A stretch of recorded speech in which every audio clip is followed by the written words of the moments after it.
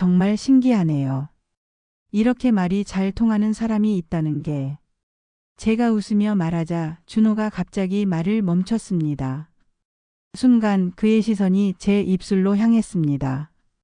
그리고는 망설임 없이 살짝 다가와 짧은 입맞춤을 남겼습니다. 미안합니다. 갑자기 그러고 싶었어요. 놀라야 했지만 제 마음은 그렇지 않았습니다. 오히려 더 깊이 끌려들었죠. 제 숙소가 바로 옆이에요. 같이 가시겠어요? 준호의 제안에 저는 잠시 망설이다가 고개를 끄덕였습니다. 그 순간 제 인생은 돌아올 수 없는 강을 건넜습니다. 믿기지 않으시겠지만 모든 건 단 한 번의 여행에서 시작된 일이었습니다. 그럼 제 이야기를 들려드릴게요. 저는 평범한 50대 주부 김영숙입니다. 남편의 아내로 아이들의 엄마로 평범하게 살아온 여자입니다. 공항 면세점의 커다란 유리 거울 앞에 선 제 얼굴은 기대와 긴장으로 붉게 상기돼 있었습니다. 마지막으로 향수병을 집어든 순간 평생 쓰던 브랜드도 아니었지만 오늘따라 그 은은한 향이 마음 깊숙이 스며드는 것 같았어요. 우리 영숙 씨 이번 여행에선 신세계를 경험하는 거야. 함께 온 친구가 웃으며 말했죠. 저는 피식 웃었지만 그 말은 생각보다 오래 가슴에 남았습니다. 그래, 신세계. 나는 지금까지 오롯이 아내와 엄마로만 살았지. 나를 위해서 무언가 해본 게 언제였더라. 남편과 아이들, 집안일과 돌봄으로 이어진 긴 시간. 그 모든 걸 잠시 뒤로하고 떠나는 첫 여행은 아니었지만 오늘은 이상하게 달랐어요. 공항의 소음조차 음악처럼 들리고 면세점의 조명은 무대 위 조명처럼 저를 비추는 것만 같았어요. 비행기가 활주로를 힘차게 박차고 하늘로 솟았습니다. 창가에 앉아 창문에 이마를 기댄 채 한없이 펼쳐진 구름 바다를 바라보는데 무언가가 바뀌고 있다는 막연한 예감에 가슴이 두근거렸어요. 밤이 찾아오자 일행과 함께 현지의 유명한 야시장을 찾았습니다. 형형색색의 불빛, 사람들의 웃음소리, 거리 가득 풍겨오는 향신료 냄새. 처음엔 낯설었지만 이내 신기함이 앞섰어요. 우리 딸 선물 좀 사야겠어. 저는 친구들과 떨어져 가판대를 기웃거렸는데 선물 고르기에 몰두한 사이 어느새 일행은 보이지 않았어요. 주위를 둘러봐도 낯선 얼굴뿐. 현지 상인들이 알 수 없는 말로 끊임없이 말을 걸며 손짓을 해왔습니다. 마담 치프, 베리 굿, 베리 프라이스. 저는 당황해 뒷걸음질 쳤어요. 손이 이리저리 잡아끄는 것 같았고 언어는 소음처럼 귀를 때렸습니다. 순식간에 낯선 땅의 이방인이 되어버린 듯 공포가 몰려왔어요. 그 순간 낮고 단호한 목소리가 울려 퍼졌습니다. 노. 스톱. 눈을 돌리자 가이드 준호가 상인들을 향해 서 있었어요. 그의 어조는 단호했고 체구는 크지 않았지만 묘한 권위가 있었습니다. 상인들은 투덜거리며 물러났고 저는 그제야 숨을 고를 수 있었어요. 괜찮으세요? 익숙한 한국말이 귓가에 닿자 눈물이 핑 돌았습니다. 네, 감사합니다. 순간 너무 무서웠어요. 일행과 떨어지신 것 같더군요. 제가 모셔다 드리겠습니다. 준호의 눈빛은 따뜻했고 그의 손길은 단단했어요. 낯선 땅에서의 작은 위로가 제 마음을 크게 흔들어 놓았습니다. 다음 날 일행은 절벽 전망대 관광을 떠날 준비를 했어요. 그런데 저는 그 이름만 들어도 다리가 후들거렸습니다. 난 고소공포증이 심해서 그냥 숙소에 있을래. 제가 멋쩍게 웃자 준호가 다가왔어요. 그러면 필요한 물품을 사러 가시는 게 어떨까요? 혼자 가기엔 번거로우실 테니 제가 모시겠습니다. 저는 잠시 망설였지만 곧 고개를 끄덕였어요. 택시에 올라 시내로 향하던 중 차가 갑자기 멈춰 섰습니다. 기사가 내려와 고장이라며 손짓을 했어요. 어쩔 수 없네요. 조금 기다려야 할 것 같습니다. 준호가 웃으며 말했어요. 저희는 어색한 침묵 속에 나란히 앉아 있었는데 그러다 준호가 먼저 입을 열었어요. 따님 선물 챙기시는 거 보니 가족 생각이 많으신 것 같아요. 저는 피식 웃었습니다. 엄마란 게 원래 그런 거잖아요. 여행 와도 결국 딸 생각이 먼저라니 저도 참. 그게 참 대단한 거죠. 저는 그런 헌신이 늘 부럽습니다. 그 말에 저는 순간 울컥했어요. 누구도 그렇게 말해준 적이 없었거든요. 남편도 아이들도 당연하게만 여겼던 것들. 저희의 대화는 그렇게 이어졌습니다. 젊은 시절의 꿈 이루지 못한 일들, 그리고 지금의 공허함. 문득 깨달았어요. 이런 시간을 가진 게 얼마만이지? 시간이 가는 줄도 모르고 택시 안에는 오랜만에 웃음소리가 흘렀습니다. 그날 관광지는 유난히 사람이 많았어요. 기념사진을 찍으려다 순간 균형을 잃은 저는 철제 난간에 팔을 세게 부딪혔습니다. 아야. 숨을 삼키며 팔을 감싸 쥐었지만 욱신거리는 통증이 점점 심해졌어요. 괜찮으세요? 가장 먼저 달려온 건 준호였습니다. 그는 빠르게 상황을 파악하더니 곧바로 휴대전화를 꺼내 회사에 연락을 취했어요. 네, 알겠습니다. 다른 팀원 일정은 대리 가이드가 이어받을 겁니다. 저랑 병원으로 가시죠. 일행들이 흩어지고 결국 남은 건 저희 둘뿐이었어요. 택시에 오르는 순간 괜히 미안함이 밀려왔습니다. 제가 자꾸 문제만 만들죠. 케이블카도 못하고 이번엔 또.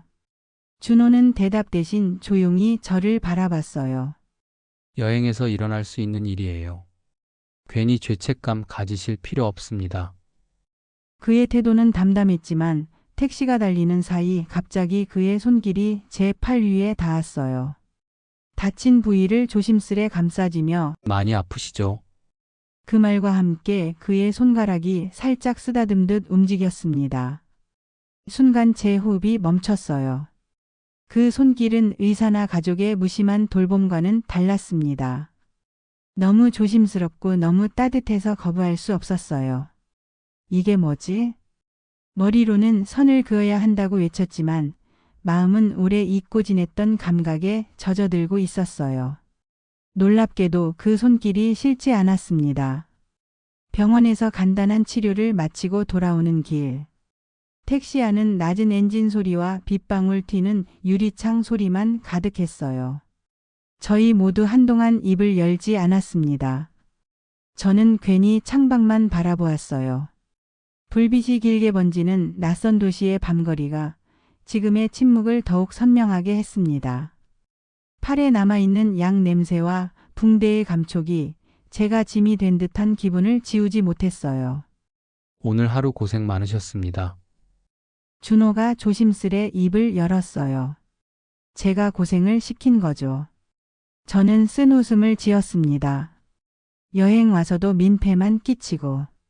그는 대답 대신 잠시 저를 바라보다가 천천히 손을 뻗어 제 손등 위에 올렸어요. 처음엔 무심한 듯 단순한 위로처럼.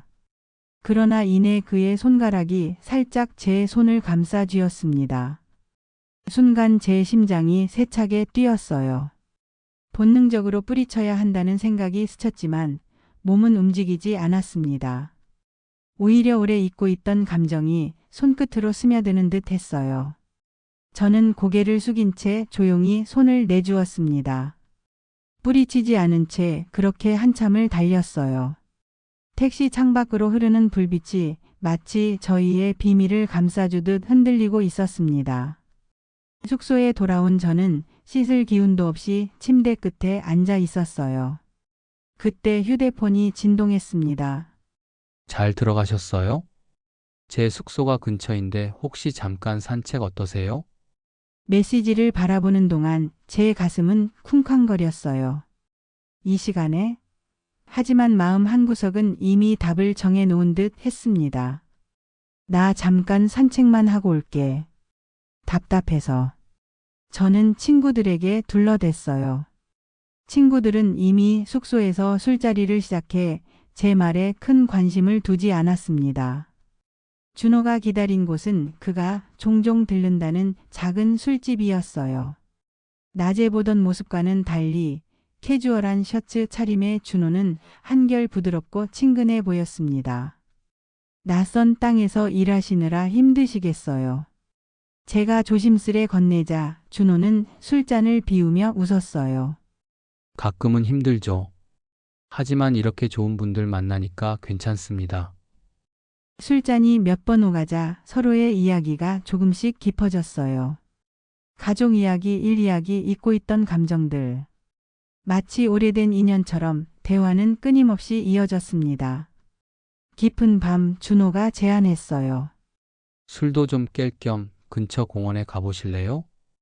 도심 속 공원은 고요했고 가로등 불빛이 잔잔히 벤치를 비췄어요. 저희는 나란히 앉아 이야기를 이어갔습니다. 정말 신기하네요. 이렇게 말이 잘 통하는 사람이 있다는 게. 제가 웃으며 말하자 준호가 갑자기 말을 멈췄어요. 순간 그의 시선이 제 입술로 향했습니다. 그리고는 망설임 없이 살짝 다가와 짧은 입맞춤을 남겼어요. 미안합니다. 갑자기 그러고 싶었어요. 준호의 얼굴은 진지했습니다. 놀란 저는 잠시 말을 잃었지만 이내 고개를 들었어요. 제 눈빛 속엔 거부가 아닌 오래 눌러왔던 감정의 흔들림이 담겨 있었습니다. 준호가 다시 다가와 이번엔 더 깊은 입맞춤을 나눴어요. 세상과 단절된 듯 그 순간은 오직 저희 둘만의 것이었습니다. 제 숙소가 바로 근처입니다. 준호의 목소리는 낮고 조심스러웠어요. 같이 가지 않으시겠어요? 저는 숨을 고르며 잠시 망설였어요. 하지만 이미 답은 마음속에 있었습니다. 저는 조용히 고개를 끄덕이며 준호를 따라 일어섰어요. 낯선 도시의 밤이 이제는 더 이상 두렵지 않았습니다. 준호의 숙소는 제 숙소와 몇 걸음 떨어진 작은 호텔이었어요. 엘리베이터가 올라가는 짧은 순간조차 제 가슴은 터질 듯 뛰었습니다. 문이 닫히자 저희는 잠시 서로를 바라보았어요. 말은 필요 없었습니다. 준호가 다가와 다시 저를 끌어안았고 저는 더 이상 물러서지 않았어요. 방 안 불빛은 은은하게 낮춰져 있었습니다. 창문 너머 도시의 불빛이 희미하게 스며들어 침대 위에 그림자를 길게 느렸어요. 서로의 손끝이 서툴지만 진심으로 닿을 때마다 오래 묵은 허기 같은 것이 채워지는 듯 했습니다. 저는 믿기지 않았어요. 50이 넘은 나이에 아직도 이렇게 떨릴 수 있다니. 이 감정이 죄책감인지 해방감인지 분간할 수 없었지만 단 한 가지는 확실했어요. 그 순간만큼은 다시 여자로 존재하고 있다는 것. 밤은 길었고 대화와 웃음 그리고 속삭임이 이어졌습니다. 시간이 어떻게 흘렀는지 알 수 없을 만큼 저희는 서로의 곁을 놓지 않았어요. 새벽녘 창밖이 옅은 푸른 빛으로 물들 때 저는 조용히 눈을 떴습니다. 옆에 깊이 잠든 준호의 얼굴을 바라보며 현실이 믿기지 않았어요. 분명 꿈일 거라 생각하면서도 제 몸과 마음은 너무도 선명하게 그 밤을 기억하고 있었습니다. 하룻밤의 일이었을지라도 그것은 분명히 현실이었어요. 아침 햇살이 커튼 사이로 스며들었어요. 저는 잠시 눈을 감은 채 누워 있었습니다. 전날 밤의 기억이 너무도 생생해 마치 꿈결 같았어요. 옆에서 들려오는 잔잔한 숨소리에 시선을 돌리자 준호가 아직 깊이 잠들어 있었습니다. 순간 현실감이 몰려왔어요. 내가 정말 이런 일을 했구나. 가슴은 두근거렸지만 동시에 죄책감이 스치기도 했습니다. 오전 일정이 시작되자 저는 다시 일행과 합류했어요. 친구들은 전날 숙소에서 늦도록 술을 마셔서인지 피곤해 보였고 제 얼굴빛이 유독 환하다는 건 눈치채지 못했습니다. 그런데 저는 달랐어요. 시장 골목을 걸을 때도 사소한 풍경을 볼 때도 모든 것이 전날과는 다른 빛깔로 다가왔습니다. 세상은 여전히 같았지만 제 자신이 달라진 듯 했어요. 오후 일정이 끝나갈 무렵 준호가 조심스레 다가왔어요. 오늘 저녁엔 좀 여유가 있으실 겁니다. 혹시 다시 같이 식사하실래요? 순간 저는 망설였어요. 어제 일은 그냥 잊어야 하지 않을까요? 제 말에 준호는 미소를 지었지만 눈빛만은 진지했습니다. 잊을 수 있다면 저도 좋겠지만 솔직히 말해 전 못 잊겠습니다. 결국 그날 저녁 저희는 다시 마주 앉았어요. 이번에는 술잔이 필요하지도 않았습니다. 음식의 맛보다 서로의 이야기에 더 집중했어요. 잊고 있던 추억, 놓쳐버린 시간, 지금의 외로움. 끝내지 못할 대화가 끝없이 이어졌습니다. 늦은 밤 숙소 근처에서 헤어지기 전 준호가 말했어요. 내일이면 돌아가시죠. 오늘 이 시간이 마지막일 수도 있겠네요. 그 말에 저는 가슴이 저릿했어요. 그러나 대답 대신 저는 조용히 준호의 손을 다시 잡았습니다. 짧은 시간이었지만 그 손길은 말보다 깊은 약속처럼 느껴졌어요. 비행기가 착륙하자 안내방송이 흘러나왔습니다. 이번 여행 어땠어? 함께 온 친구들은 피곤한 얼굴로 농담을 주고받았어요. 저도 억지로 미소를 지으며 그 대화에 끼었지만 마음은 이미 멀리 떨어져 있었습니다. 공항 게이트를 지나며 남편의 무표정한 얼굴이 눈에 들어왔어요. 고생했지. 많이 피곤할 텐데. 습관처럼 건네는 말. 그러나 그 눈빛에는 반가움도 그리움도 없었습니다. 저는 그저 담담히 고개를 끄덕였어요. 집으로 돌아온 밤. 여행 가방을 풀며 하나하나 정리하는데 손에 쥔 작은 기념품이 갑자기 무겁게 느껴졌습니다. 시끌벅적했던 시장, 이국의 바람, 그리고 무엇보다 준호의 눈빛과 손길, 그 밤의 온기가 되살아났어요.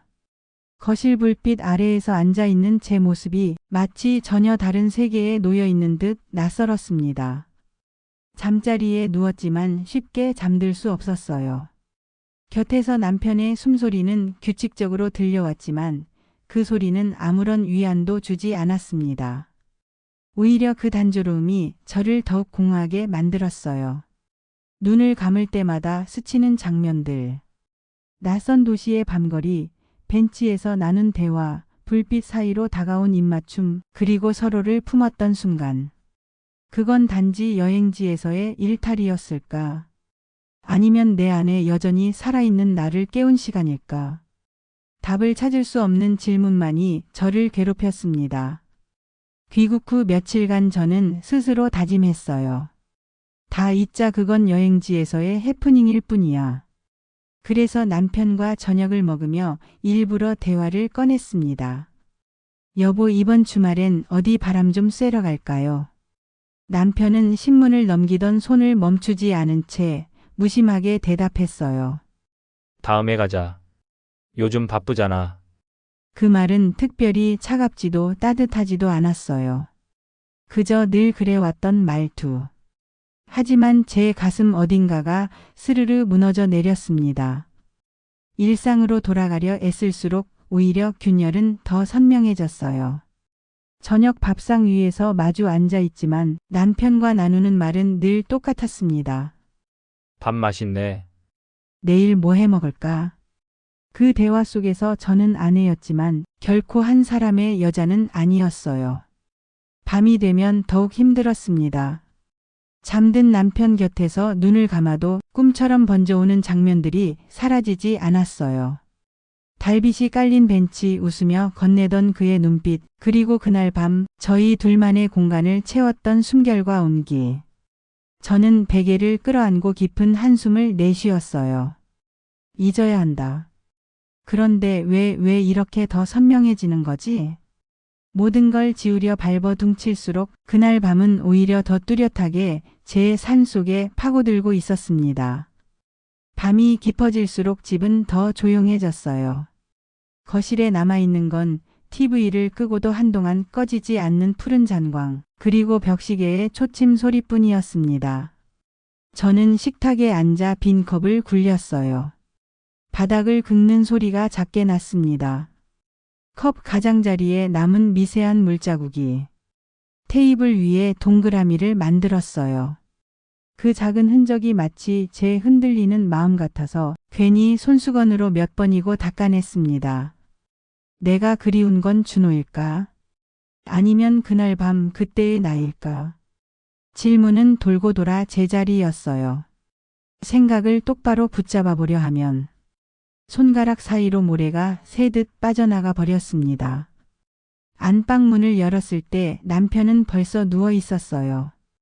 규칙적인 숨소리 혹은 졸음과 깨어있음 사이를 오가는 얕은 호흡. 여보. 제가 조심스레 불렀어요. 응, 남편이 눈을 반쯤 떴습니다. 저는 한참 머뭇거리다 이불 위로 손을 올렸어요. 남편의 손등을 살짝 덮었습니다. 따뜻했어요. 너무 익숙해서 낯선 온기였습니다. 무슨 일 있어? 남편이 물었어요. 그냥 피곤하지. 응, 요즘 일 바쁘잖아. 그는 다시 눈을 감았습니다. 너도 얼른 자. 짧은 대화. 아무 문제도 아무 이유도 아닌 말의 왕복.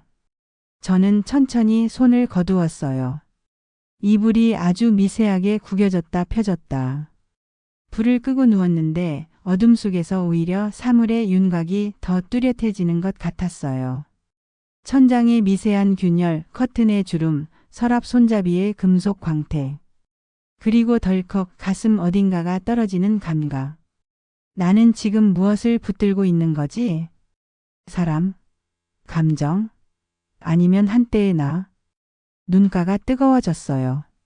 울면 좀 가벼워질까 싶었는데 눈물은 쉽게 떨어지지 않았습니다. 대신 목 뒤로 작은 열이 올라왔어요. 뒤척이다가 결국 침대에서 내려와 부엌으로 갔습니다. 찬물 한 잔을 따라 마셨어요. 물이 내려가는 길을 따라 가슴이 잠시 식는 듯 했습니다. 휴대폰 화면이 꺼져 있었어요. 손이 저절로 그 위에 얹혔습니다. 문득 내가 연락하면 이름을 떠올리는 순간 심장이 먼저 반응했어요. 손가락 끝이 근질거렸습니다. 그때의 나를 다시 보고 싶다는 마음과 모든 걸 지워야 한다는 이성이 서로 부딪혔어요. 조용히 화면을 엎어두었습니다. 그리고 깊게 숨을 들이마셨어요. 오늘 밤은 여기까지. 다음 날 오후 거실 한켠 햇빛이 카펫 위를 길게 건너가고 있을 때였어요. 탁. 점잖은 알림음이 울렸습니다.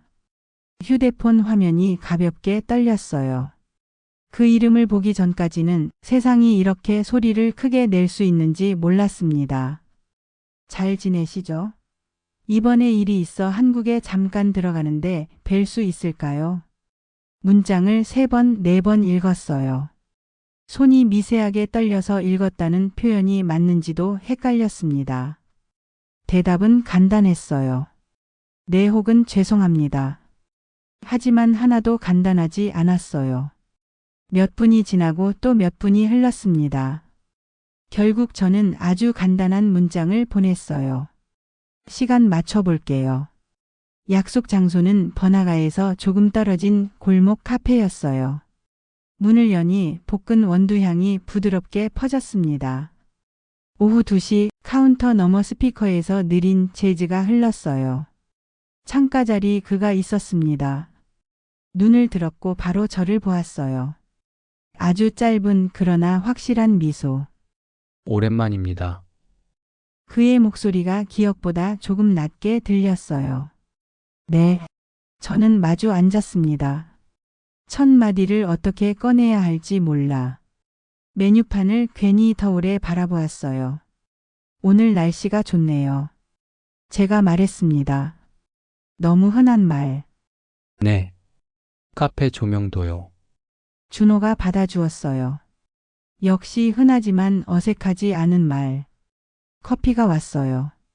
금빛 가장자리의 잔에 어두운 액체가 반짝거렸습니다. 첫 모금을 삼키자 미세한 산미가 혀를 타고 지나갔어요. 그동안 잘 지내셨어요? 그럭저럭요. 집은 늘 같죠. 여긴 늘 바빠요. 그런데도 어떤 날들은 유난히 조용해요. 저희는 한동안 일상의 끝말잇기 같은 대화를 했어요. 그 말 속에 서로를 향한 주저와 조심이 함께 섞여 있었습니다. 잠깐의 침묵.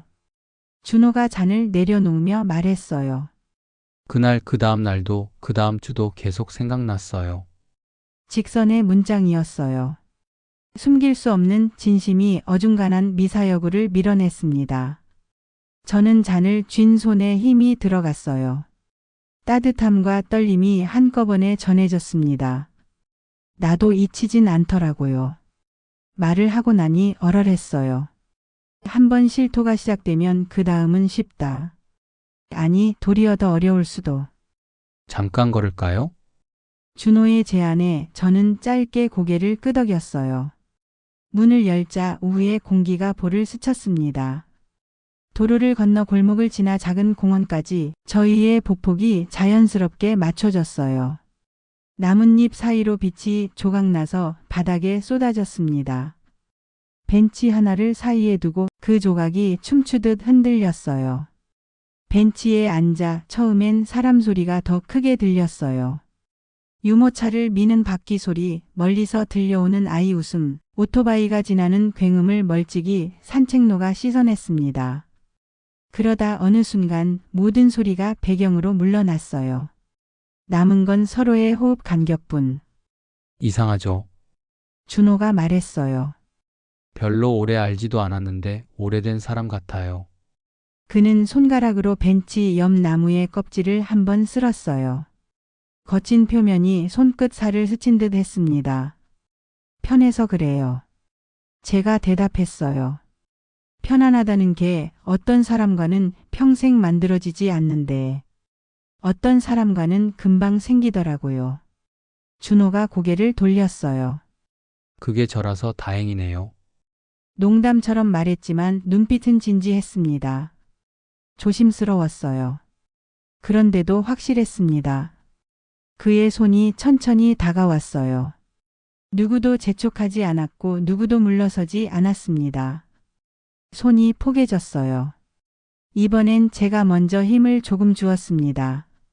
나는 아직도 누군가의 손을 이렇게 붙잡을 수 있는 사람이구나. 요즘은 어떤 생각을 하세요? 준호의 질문은 가볍게 던져졌지만 답하기엔 무거웠어요. 둘로 갈라진 길을 하루에도 몇 번씩 서성이는 기분. 저는 천천히 말을 고르며 이어갔어요. 집에 있는 나는 아주 선명해요. 오랜 시간에 의해 다져진 사람이니까. 그런데 어떤 밤에 나는 너무도 낯선데 또 그 낯설미 이상하게 내 것 같아요. 낯설미 내 것 같다.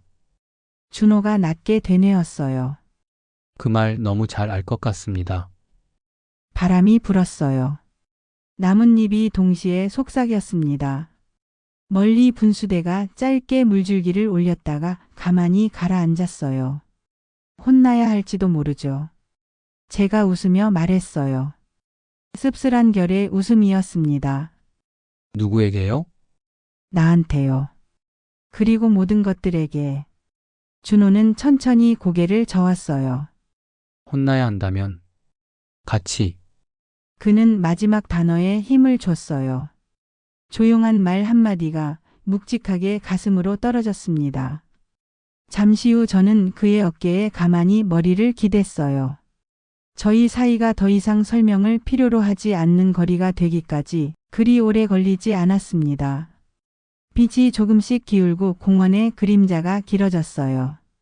그 길어진 그림자 위에 저희의 손과 손이 겹쳐 있었습니다. 한국에 돌아온 지 한 달 남짓. 제 일상은 다시 평범하게 흘러가야 했어요. 마트에서 장을 보고 저녁을 차리고 남편 퇴근길에 맞춰 반찬을 데우는 산후. 하지만 마음은 늘 다른 곳에 머물러 있었습니다. 준호가 남긴 눈빛, 마지막 밤의 온기, 그리고 말없이 잡아주던 손의 감각.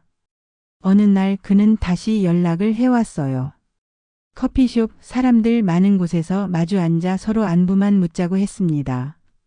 짧은 만남이었지만 저희는 이미 그 이상의 대화를 하고 있었어요. 그날 저녁 함께 시장에 갔어요. 바구니를 들고 골목을 돌던 순간 익숙한 목소리가 등을 치고 들어왔습니다. 어머, 영숙 씨. 깜짝 놀라 돌아보니 동네 지인이 서 있었어요. 지인의 눈이 저와 준호를 번갈아 오갔습니다. 순간적으로 피가 식었어요. 아, 네, 장 좀 보러 왔어요. 저는 억지 미소를 지으며 대답했어요. 지인은 의미심장한 미소를 짓고는 그래요, 또 봐요. 라며 돌아섰습니다. 그 짧은 시선이 얼마나 길게 남았던지 집에 돌아와서도 제 손은 떨려 있었어요. 혹시라도 소문이라도 나면 그 불안은 지독하게 달콤한 기억과 함께 따라다녔습니다. 만남은 조심스러웠어요. 커피를 마시며 앉아있는 짧은 시간, 차 안에서 흘러나오는 노래 한 곡.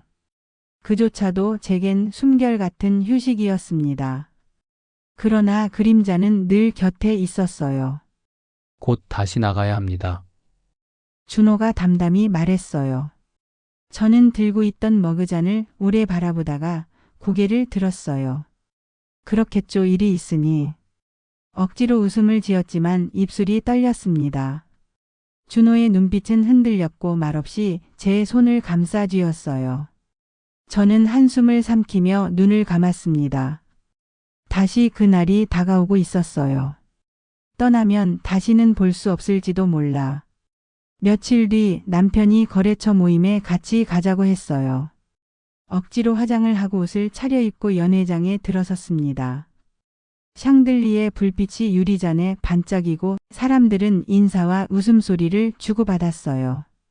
그런데 문득 사람들 틈에서 보이는 뒷모습 하나. 심장이 철렁 내려앉았어요. 여기서 뵙네요. 남편이 반갑게 손을 내밀었어요. 오랜만입니다. 준호였습니다. 저는 숨이 막혔어요. 남편과 준호가 악수를 나누며 웃고 있었습니다. 마치 오래된 거래처 사람처럼 아무렇지 않게. 어떻게 두 사람이 아는 사이였단 말이야. 머릿속이 새하얘졌어요. 손에 들고 있던 잔이 흔들려 와인 몇 방울이 손등에 떨어졌습니다. 남편은 눈치채지 못한 듯 대화를 이어갔고 준호의 눈빛은 미묘하게 굳어 있었어요. 그 순간 세상이 무너져 내리는 듯 했습니다. 모임이 끝난 뒤 휴대폰이 울렸어요. 얘기 좀 해야겠습니다. 늦은 밤 저희는 다시 마주했어요. 준호의 얼굴엔 깊은 피로가 묻어 있었습니다. 저도 최근에서야 알게 됐습니다. 일부러 숨긴 게 아닙니다. 믿어주십시오. 저는 두 손을 꽉 움켜쥐었어요. 난 이제 어떻게 해야 하죠? 이미 다 무너진 것 같아요. 목소리는 떨렸고 눈물이 차올랐습니다. 준호는 말없이 고개를 숙였어요. 저도 답을 모르겠습니다. 짧은 말. 그러나 그 침묵 속엔 수많은 감정이 뒤섞여 있었어요. 분노, 슬픔, 애틋함, 그리고 포기할 수 없는 마음. 며칠 동안 저는 연락을 받지 않았어요. 메시지는 쌓여갔고 전화는 울렸다가 꺼졌습니다. 저는 스스로 다짐했어요. 이제 그만해야 해. 내 자리는 여기야. 아내로, 엄마로. 남편에게 다가가 보려 했어요. 오늘은 당신 좋아하는 반찬 했어. 응, 잘 먹었어. 짧은 대답뿐. 그럴수록 제 머릿속에는 준호의 웃음, 그날 밤의 떨림이 더 생생하게 떠올랐어요. 기억을 지우려 애쓸수록 기억은 더 짙어졌습니다. 밤마다 베개에 얼굴을 묻고 스스로를 설득했어요. 하지만 마음은 단 한 번도 고개를 끄덕이지 않았습니다. 아침 출근길 거리는 분주했어요. 사람들이 쏟아져 나와 바쁘게 걸음을 옮겼습니다. 저는 묵묵히 그 사이를 걸었어요. 그래. 나는 결국 이 삶을 살아내야 한다. 그 순간 휴대폰이 울렸어요. 진동이 손끝을 타고 전해졌습니다. 준호. 심장이 세차게 뛰었어요. 발걸음을 멈출까 화면을 열까. 망설임이 파도처럼 밀려왔습니다. 신호등이 바뀌었어요. 저는 고개를 들고 묵묵히 걸음을 내디뎠습니다. 휴대폰은 여전히 울리고 있었어요. 오늘의 이야기. 여러분의 생각을 댓글로 남겨주시고 구독과 좋아요로 당신의 모르는 이야기는 계속됩니다.